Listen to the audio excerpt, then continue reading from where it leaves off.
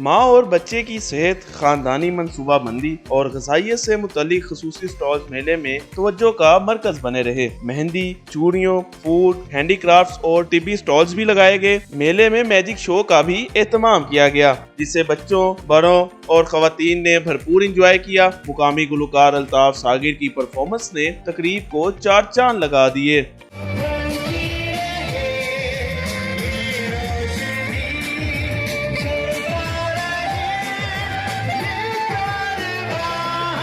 मुकर्रिरीन का कहना था, माँ सेहतमंद है तो बच्चा सेहतमंद है, क्योंकि सेहतमंद माँ ही सेहतमंद मुआशरे की बुनियाद है।